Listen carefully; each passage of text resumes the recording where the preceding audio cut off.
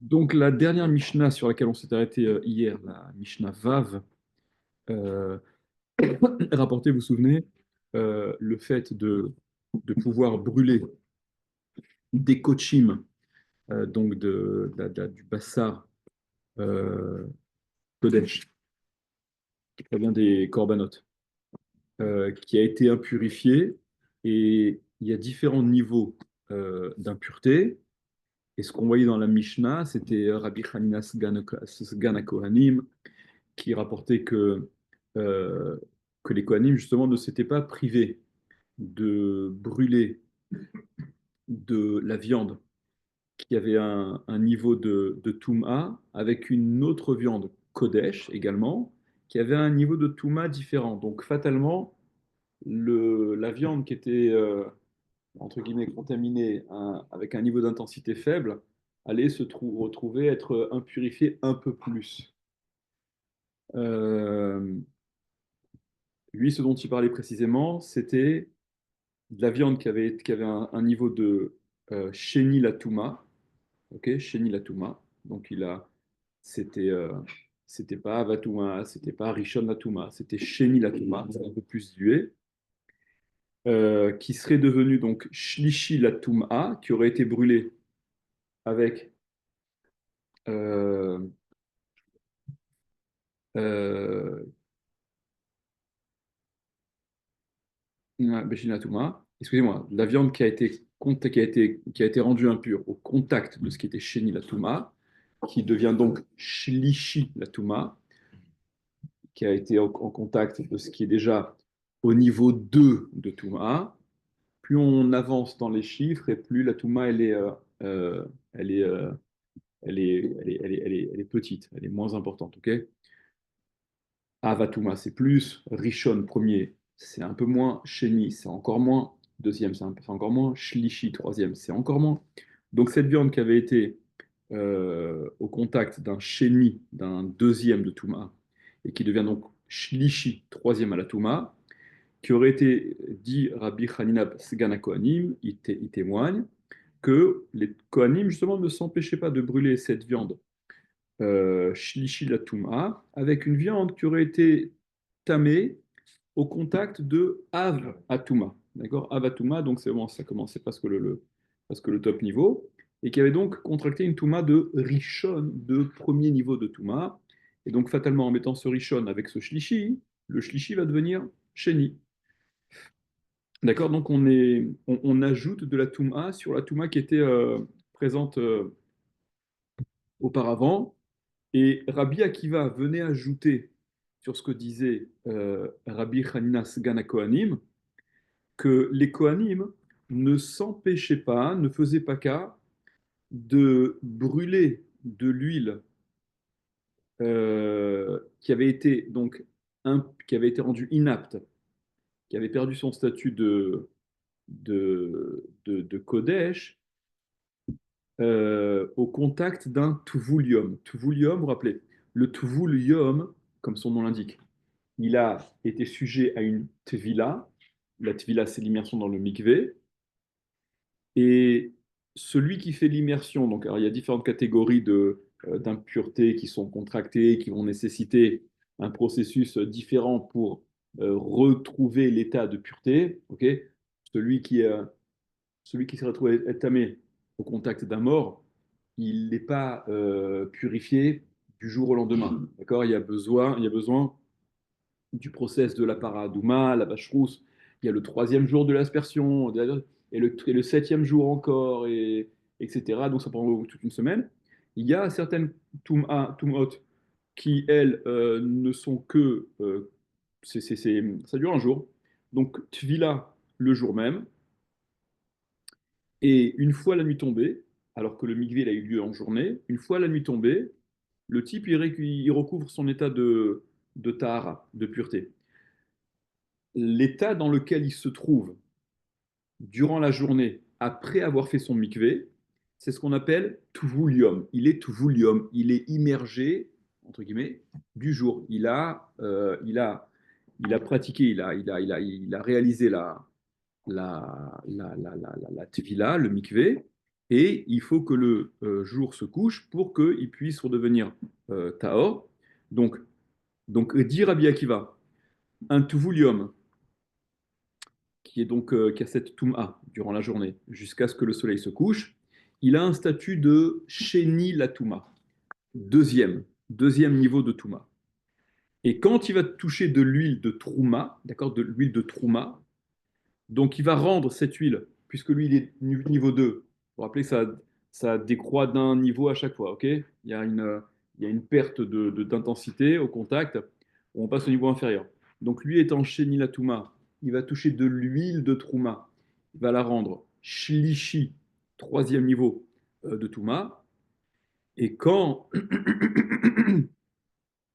euh, Euh, et donc, cette huile-là, qui est permise au profit simplement, pas être consommée, mais au profit, les Kohanim, dit Rabbi Akiva, ne s'empêchaient pas d'allumer cette huile-là, donc de brûler cette huile, dans un nerf. Vous vous rappelez que le nerf, je vous ai dit hier, le nerf, c'est ça, c'est un verre, ok, dans lequel on met l'huile, et le flotteur et la mèche. Donc, ils mettaient cette huile dans un verre qui avait été tamé, qui avait été rendu tamé au contact bit Mehmet. Dans la Gemara, on explique que, vous vous rappelez ce qu'on avait dit hier, que un ustensile en fer qui a touché un mort, le mort c'est Avi Avot Atuma, d'accord, le top de la Touma, qui va donner la Touma. Et lorsque le fer touche le cadavre, eh bien, euh, regardez, d'accord? Et donc, il prend le même statut que le mort lui-même, ce métal, cet objet en métal. Euh, et donc, Urshnaga bet Memet Naasa Avatuma Kemoto. Bagma voir, Shemidou Barkan, je relis le Kéati 2 secondes. Dans la Gemara, c'est expliqué. Shemidou Barkan, Bener Shel Matechet. On parle ici d'un nerf en métal. Kelomar, voilà, une menorah en métal. Ve'alacha ila alacha e. Chez Klematechet Shenaga Bemet Nasa Aviava Otatuma Kemetatsmo, que l'objet en métal qui a touché le mort, il devient lui-même Aviavotatuma, comme le met, comme le mort lui-même, donc le top niveau de ce qui va transmettre la Touma. Urshenaga Bit Memet Nasa Avatuma. Et donc celui qui va toucher celui qui est Tmemet, il devient Avatuma Kemoto. C'est-à-dire que le fer, il prend le statut de ce qu'il touche. D'accord? Il y a une espèce voilà. Il y a pas de perte de Touma parce que c'est contact du fer. Et la Gemara elle apprend ça de Bachalal Cherev. Vous vous rappelez les termes Halal qui désignent le cadavre et Cherev, l'épée, le fer. La juxtaposition des deux fait dire à Chazal que Cherev Areu Kechalal. L'épée, elle est comme le Halal. C'est-à-dire l'épée qui a donc voilà, qui a exécuté cet individu-là, elle a la même touma que le halal, le cadavre qui est avia votatuma. Donc ce nerf-là, ce verre-là, qui lui est, qui a été impurifié, bitmemet, il est avatuma, il a un statut de avatuma, et l'huile de Trouma, qui a un statut de euh, shlishi, on avait dit, et qu'on va allumer, qu'on va utiliser dans ce verre-là, va se retrouver être augmenté de niveau de Touma à combien? Non, puisque le verre, il est Av à Touma. Le Av, le verre, il est Av à Touma. C'est au-dessus de Rishon la Touma. Donc l'huile va se retrouver à un niveau inférieur de ce qu'elle touche. Ah oui. Rishon. D'accord? Donc, Il gagne deux. exactement. Exactement. Pour gagner, en fait, tu vas te retrouver avec l'état de Toum'a inférieur de ce que tu touches, tout simplement. OK? Ok. Sauf le fer, où là, Voilà, le fer, il prend le statut identique. D'accord? Alors peut-être retenez ces trucs-là. C'est vrai que c'est pas passionnant, d'accord? Ce qu'on fait comme ça, là, c'est des histoires de Touma, Tahara, c'est pas très parlant, c'est abstrait, etc. Mais retenez parce que voilà, ça intervient de temps en temps, il y a besoin de les connaître pour se débrouiller avec. Alors, Afalpi disait Rabbi Akiva, hein, Afalpi chez Mosifin Toumal Tumato. Bien que, au départ, L'huile n'était que shlishi, que troisième niveau de Touma, et maintenant elle va devenir Rishon la Touma. Donc le cas dont parle Rabbi Akiva, il est pire que celui, entre guillemets, dont parlait Rabbi Hanina Gana Kohanim, puisque pour Rabbi Hanina, on avait passé qu'un cran supplémentaire, et Rabbi Akiva rapporte un cas où on franchit deux étapes supplémentaires. Donc il y a vraiment une, voilà, donc Rabbi Akiva, il rajoute sur ce que Rabbi Hanina Gana Kohanim avait dit. Ça, c'était ce qu'on avait vu dans la Mishnah d'hier.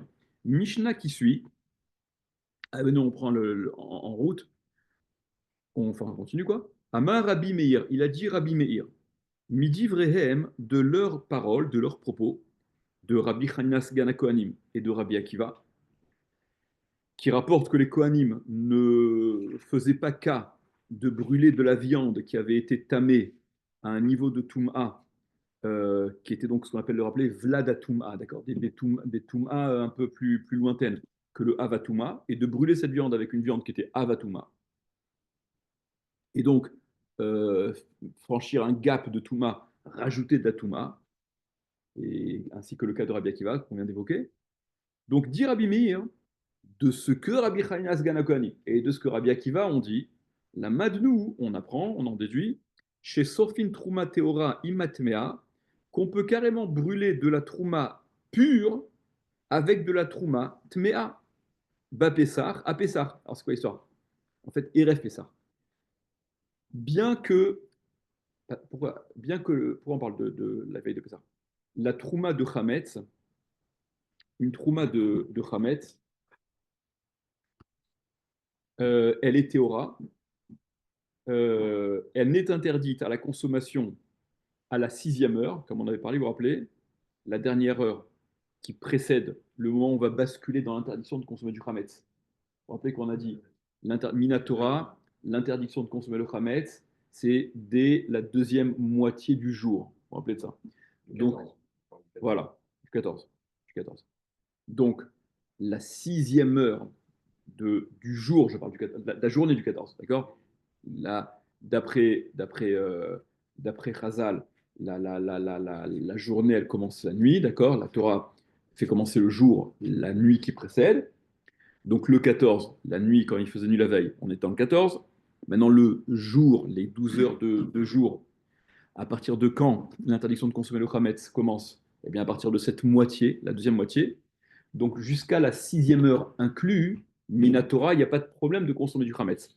Cette sixième heure-là, elle est interdite à la consommation du Khametz uniquement Midera banane. Ouais. De toute manière, il est permis de brûler la trouma de Khametz, puisqu'on ne peut pas la consommer Midera banane, on ne peut plus la consommer. Ok, on ne peut plus la consommer. Donc tu dois la brûler. Et dit Rabbi Meir, tu peux la brûler avec de la trouma tmea, qui est carrément impure. Et donc fatalement, tu vas impurifier cette trouma de chametz, parce que tu es la sixième heure, tu ne peux plus la consommer, c'est du chametz, on avait le Pessah. Et donc dit Rabbi Meir que de ce que Rabbi Hanina et Rabbi Akiva ont dit, on peut brûler les trucs tamés avec du tamé, même si c'est inférieur, ça va monter de touma. Eh bien, j'en déduis que on peut également brûler la trouma qui est pure, comme non pure, avec de la trouma qui, elle, est impure. Et là, vous voyez bien que Rabbi Meir, là, il franchit un gap encore pire. Ok. Ce dont on parlait, Rabbi Hannas Ganakoanim et Rabbi Meir et Rabbi Akiva, c'était d'ajouter de la touma sur de la touma qui était déjà existante. Lui, il parle, voilà, de rendre tamé ce qui, au départ, n'était pas tamé, était carrément pur. Ok. Donc, lui rétorque Rabbi Yossi. Amar le Rabbi Yossi. Enaminamida. Tu gardes pas la proportion des choses. C'est pas dans le. Enaminamida, littéralement, c'est elle n'est pas dans la mesure. C'est-à-dire que là, tu passes un cap qui n'a pas été évoqué par Rabbi Akiva et Rabbi Chaninas Ganakoanim. Ça ne ressemble pas. Ce dont toi tu parles, eux ont permis en effet de brûler de la viande qui avait déjà un état de touma, qui avait contracté une touma légère, certes, avec une touma plus importante, parce que dès le départ, la Touma était déjà présente. Et donc, il n'y avait qu'un ajout de Touma. Et tu ne peux pas déduire de ce qu'on dit qu'on pouvait carrément causer de la Touma. Alors, la différence, vous la comprenez, elle est évidente, la différence. Hein. Dans la Gemara, c'est expliqué qu'en réalité, Rabbi Meir et Rabbi Yossi, donc dans cette Mishnah-là, Rabbi Meir qui veut déduire que même de la trouma pure avec de la trouma impure, on peut brûler en même temps. Et Rabbi Yossi qui lui dit, ben non, on n'a jamais vu qu'on pouvait rendre impur, on a vu qu'on pouvait ajouter sur l'impureté, mais pas rendre impur. Donc dans la Gemara, on rapporte que Rabbi Meir et Rabbi Yossi pensent tous les deux que ce que Rabbi Hanina a dit, Rabbi Hanina Sgan HaKohanim, dans la Mishnah précédente, quand il a dit que les Kohanim ne se privaient pas de brûler de la viande, donc il y avait contracté un niveau de Touma peu important, avec une viande qui avait un niveau de Touma supérieur, Rabbi Hanina parlait même d'une viande dont la Touma provenait de liquide qui avait été impurifié au contact, qui avait été impurifié dans un keli, dans un ustensile, qui aurait touché une dépouille d'animal, ce qu'on appelle un shéretz. Alors, je vais expliquer ce que ça veut dire. Vous vous rappelez que le fameux dont on parlait là, hier, Kiyutan, la contraction de la Touma, elle se fait au moyen d'un liquide. Il faut que ça ait été, à un moment donné, même si c'est sec après, il faut qu'à un moment donné, il y ait eu un liquide pour que potentiellement la chose en question soit susceptible de contracter la Touma. Ok. Rabbi Meir pense, euh, Rabbi Meir pense que les, les mashkim, il y a 7 mashkim, il y a 7 boissons qui sont conductrices de Touma. Il y a un truc mémotechnique pour s'en rappeler, le Shulchan Aruch, il ramène ça. Yad, Shachat, Dam. D'accord, c'est racheter votre. Ouais, exactement. Exactement. Yad, Dvash, le miel aussi. D'accord. Shechar, truc, Romes, d'accord, c'est les trucs. Hein. C'est considéré comme une boisson. C'est considéré comme un liquide. C'est considéré comme un liquide. D'accord, par rapport à cette propriété de conduction de Touma, on va dire. Ok. Donc, Rabbi Meir pense que les mashkim, donc les liquides, rendent impurs.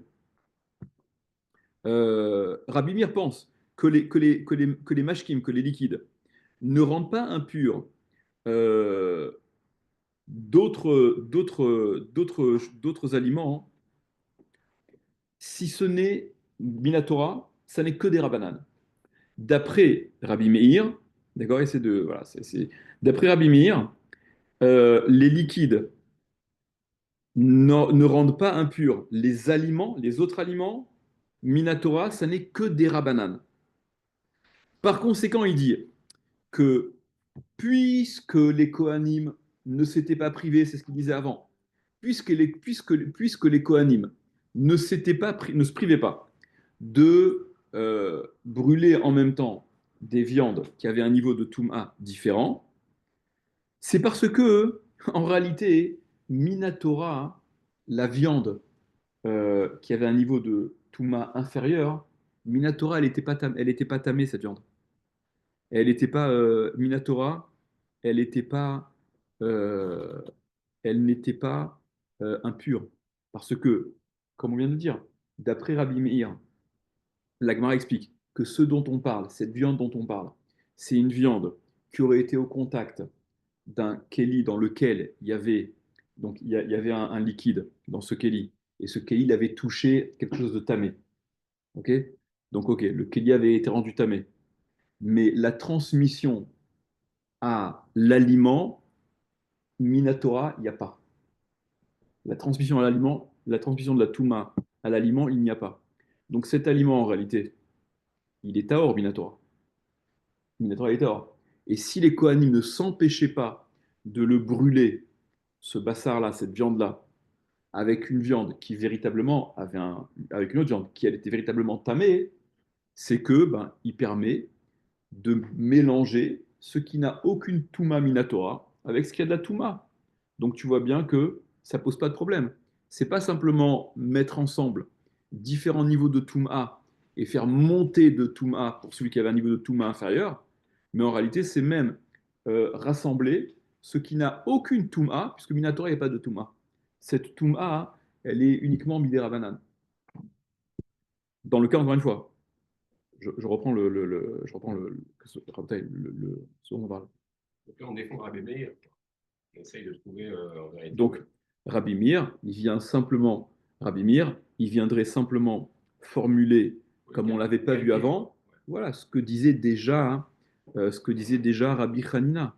Parce que, encore une fois, quand dans la Gemara, on explique que Rabbi Hanina, son histoire là, regarde, encore une fois, bon, peut-être on prend le temps de se poser un peu comme ça, c'est plus, c'est mieux, c'est mieux assimilé. Regardez, Rabbi Hanina, il disait que les Kohanim brûlaient de la viande des corbanotes, ok, qui avait contracté un niveau de, dans la Mishnah, le terme qui était employé, c'était Vladatuma. On disait quoi? C'était une viande euh, qui avait été au contact de ce qui est Sheni la Touma, de ce qui est un niveau 2, deuxième de Touma. Et donc cette viande, elle avait un niveau, elle était donc Shlishi la Touma. Et bien cette viande-là, qui avait été au contact d'un Sheni la Touma, qui était donc devenu Shlishi la Touma. D'accord, c'est assez lointain comme Touma, hein, le Shlishi.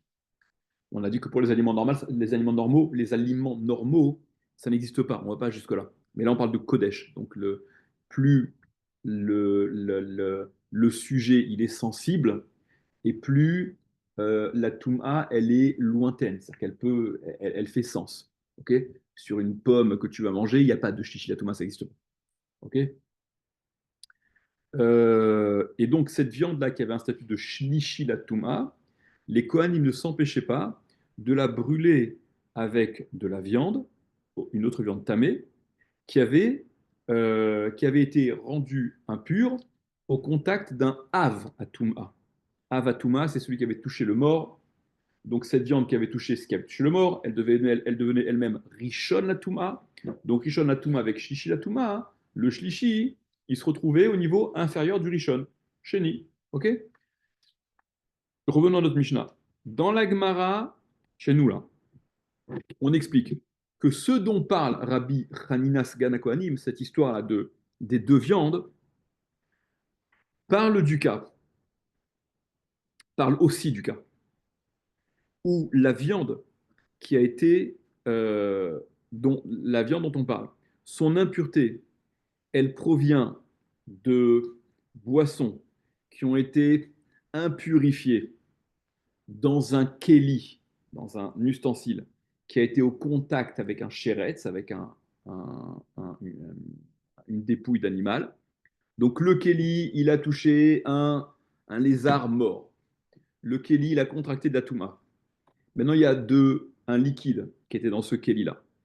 Ce liquide-là, il a touché cette viande. Eh bien, Rabbi Meir pense que les liquides, c'est ce liquide qui a touché cette viande, les liquides ne rendent pas tamés les aliments, si ce n'est midera banane. Donc c'est une khumra. Mais minatora, il n'y a aucune touma. D'accord. Les rachamim, ils ont institué comme s'il y avait une touma, c'est-à-dire que tu vas te comporter, te conduire comme s'il y avait une touma pour prendre voilà, tu prends tes précautions. Mais minatora, en réalité, il n'y a pas de touma, d'après Rabbi Meir. Par conséquent, il dit que puisque les Kohanim, il dit, Rabbi Hanina a dit que ne s'empêchait pas de brûler cette viande l'une avec l'autre. Or, cette viande-là, celle qu'on a considérée comme étant shlishi la touma, elle est même appelée shlishi la touma dans un tel cas où ça provient d'un liquide qui a été en contact avec un objet qui a touché un chéretz. Et donc ce liquide-là, ensuite, il est tombé sur cette viande. Et donc il a rendu cette viande shlishi la touma. Ok, il a rendu des rabanan seulement. Mais minatora, elle est rien du tout cette viande. Rabbi Mir pense qu'il n'y a pas de touma dans ce cas-là. Donc tu vois bien qu'au final, Rabbi Hanina Sgana Kohanim témoigne que les Kohanim brûlaient de la viande qui avait contracté de la Touma avec de la viande qui n'avait pas du tout de Touma. Et ce qu'on dit qu'elle est chichi la Touma, qu'elle est chichi troisième de la Touma, c'est que des rabananes. Ok. Mais en réalité, il n'y a pas de Touma. Donc tu comprends bien que c'est le Minatora qui est Kovea, qui est déterminant. Minatora, c'était de la viande complètement tahor, cette viande-là. Euh, ok.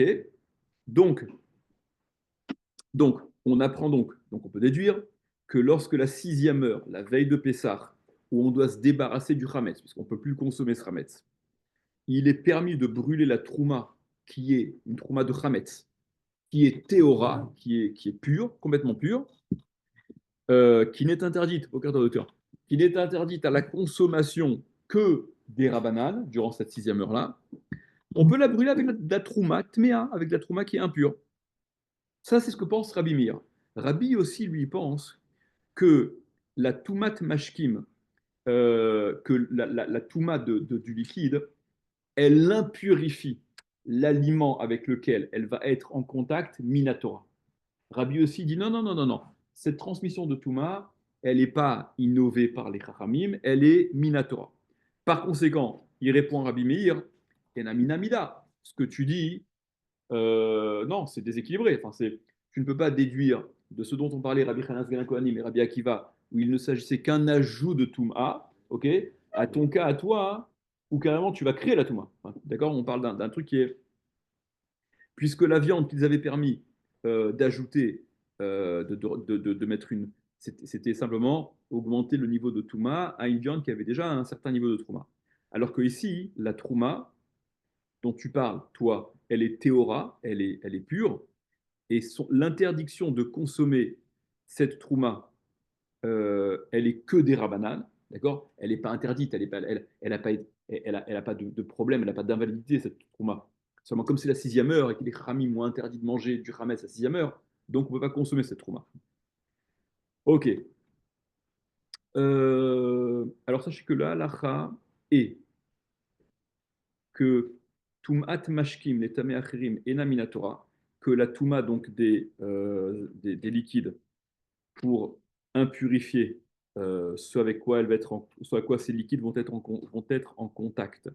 Ça n'est pas Minatora, ça n'est que des Rabbanan, donc comme il pense Rabbi Meir. Cependant, dans notre sujet là, la halakha, elle est comme Rabbi aussi, qu'on ne peut pas brûler pour autant de la Trouma Théora avec de la Tméa. D'accord. Donc c'est un peu un mix, ouais, ça. C'est un peu un mix, parce que là, si tu me dis que c'est mina, si tu me dis que si tu me dis voilà, mais n'empêche, malgré le fait que la a contracté au contact d'un liquide qui a donc, voilà, qui a lui-même été au contact de quelque chose de tamé, ce liquide-là ne rend pas tamé l'aliment minatora, ok. Pour autant, cet aliment-là ne pourra pas être brûlé dans la Mishnah, Sgana Kohanim, il permettait, donc c'est un peu bizarre, parce que quoi? Donc il permettait de brûler ce qui n'avait contracté un niveau de Touma que des Rabbanan, mais pas Minatora. Mais quand il n'y a même pas de Trouma, mais quand la Trouma, elle est Théora, et elle n'a même pas contracté une Touma des Rabbanan, là c'est interdit. Ce qui veut dire que fondamentalement, il n'y a pas de problème en réalité de mélanger ce qui est de brûler, ce qui est appelé être brûlé, ce qui est tahor complètement avec ce qui est tamé. Ok. Seulement, comme il n'y a même pas le dérabanan, il n'y a même pas le touma dérabanan, alors on ne veut pas le faire. D'accord. C'est une précaution. Ouais. C'est une précaution. Mais fondamentalement, vous avez bien compris qu'il n'y a pas de problème, puisque c'est aussi le cas dont parle Rabbi Hanas Ganakoanim. Ou Modim Rabbi Eliezer et Rabbi Yoshua, et ils sont d'accord, c'est la suite de la Mishnah, et ils sont d'accord Rabbi Eliezer et Rabbi Yoshua. Alors Rabbi aussi, il continue et il rajoute que malgré le fait que Rabbi Eliezer et Rabbi Yoshua sont en désaccord, sont en marloquette, on verra après, au sujet dans un cas où il y a un safek de Troumat Mea, il y a un doute sur une Trouma, est-ce qu'elle a contracté une Touma? Il y a un doute quant au caractère d'impureté de la Trouma, ils vont être en marloquette là-dessus. Pour autant, on verra après de quoi ils parlent. Pour autant, ils sont d'accord les deux. Chez Sorfin Zoleatzma Vezoleatzma. Ils sont d'accord qu'on brûle l'une à part et l'autre à part. C'est-à-dire, on ne brûle pas de la Trouma Théora avec de la Trouma Tmea au moment du Biur Hametz. On parle d'une Trouma qui serait Hametz. Mais chacune est brûlée de façon distincte. Alman Echlaku. Donc Rabbi aussi, il met de l'eau à son moulin. Hein. Il te dit, D'ailleurs, même Rabbi Eliezer et Rabbi Yoshua, hein, ils disent qu'on ne brûle pas de la touma pure avec de l'impur, comme toi tu racontes Rabbi Meir. Alman Echlekou, sur quoi ils étaient en marloquette, donc Rabbi Yoshua et Rabbi Eliezer et Rabbi Yoshua, à la tlouya, sur celle qui est en suspens. C'est quoi suspens? Ben, qui est en suspens, on ne sait pas trop quel est son statut. Est-ce qu'elle est tméa, oui ou non? Une trouma qui a été, dont la touma, elle est incertaine.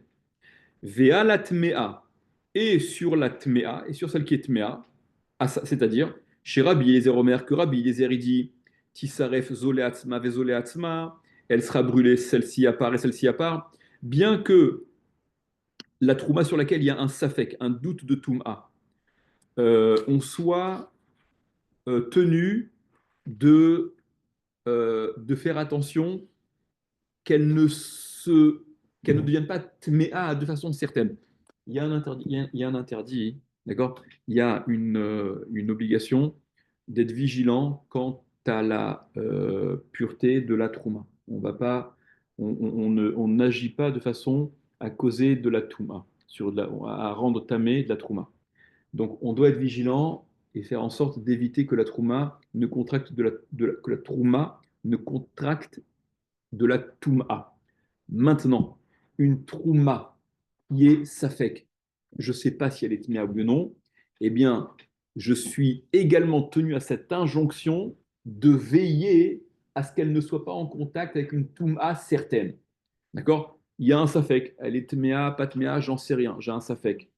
Ce qui est certain, par contre, ce qui est certain, c'est que je suis tenu à empêcher qu'elle ne contracte une touma certaine. Ve Rabbi Yoshua Omer, Rabbi Yoshua il dit, Shtehen keachat. Non, les deux ensemble. Elles peuvent être brûlées les deux en même temps, puisque l'une d'entre elles, alors il y en a une qui est tméa, c'est sûr, et l'autre elle a un safek touma.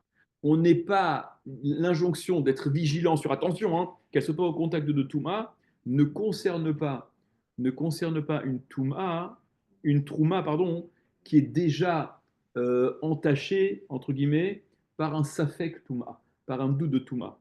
Celle sur laquelle on te demande d'être vigilant, c'est celle qui, de façon certaine, n'a rien à voir avec la Touma. Ça, c'est ce que pense Rabbi Yoshua. Ok. Bien, vous comprenez que, bon, je fais juste une petite digression rapide, mais d'après, euh, si la halakha est comme Rabbi Meir, si la halakha est comme Rabbi Meir, que, que c'est même pas ça, je ne vais pas jusque-là, que la Touma dont on parle au contact des mashkim, elle n'est que des Rabbanan. C'est-à-dire que Minatora, c'est Taor. Ok. Maintenant, le safek que tu as dans la Trouma, hein, le safek de Touma, hein, le doute que tu as, il faut définir de quel doute on parle. Parce que si c'est un doute qui est sur ce que Birlal Rabbi Meir définit comme n'étant pas une Touma Deoraita, ok? C'est-à-dire que quand bien même la réalité, il s'avère que oui, ça a été au contact avec un liquide, ça a rendu tamé, etc. Mais bon, ça a rendu tamé que des Rabbanan, pas Midoraita. Donc, on comprend très bien que dans un tel cas, Rabbi Yoshua vient de dire ce dont parle la Torah, l'injonction de la Torah ne concerne que ce qui est tamé de façon certaine.